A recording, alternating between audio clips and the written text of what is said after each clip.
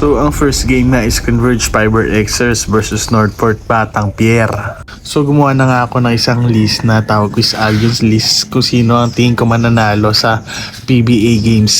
So ang una nga isa coach. Tingin ko mas maganda ang coach talaga na Converge Fiber Xers. So alam naman natin ang sinasabing coach ngayon na Converge Fiber Xers is Dikoy lang naman. Ang totoong coach sila ay si Roman. At Matic nagko-collab sila ni Charles Chu. So alam naman natin nagko-coach pa siya sa Binild. So yun nga, kaya nag-assistant coach muna si Charles Chu dito.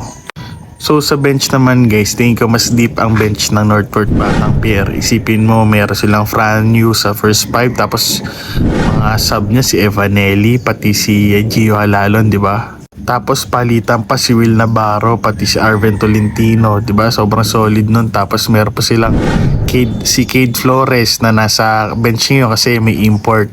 Lalo pang solid ang bench ng Northport pagka nag-sign na talaga si Dave Ildefonso.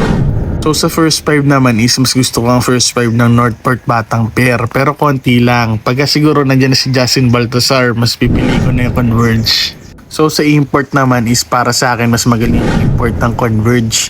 Talaga nakita naman, di ba, nung laban ng TNT, siya talaga nagbuhat. Tsaka ang hirap-hirap talunin ng TNT sobrang solid din ang import nila.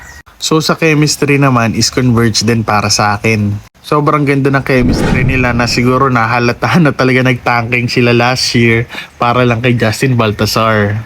So yun na nga, prediction ko ang mananalo is Converge Fiber Xers. So maglalaban naman next game is Magnolia Templados Hotshot versus TNT Tropang Giga. So parehong coach naman nila is magaling talaga, pero parehas choker, isa intro boy. So sa bench naman ng Magnolia, mas madami silang weapon talaga. Mas solid ang bench para sa akin ng Magnolia. Kaso yun nga, madaming injury ngayon sa TNT. So baka siguro mas solid yung TNT pagka bumalik na sila Brandon Canuelas Rosser. So sa first 5 naman is mas solid talaga yung TNT. Sa center pa lang, butas na talaga itong Magnolia. Tsaka meron silang Calvin Optana, Roger Pogoy, Jason Castro.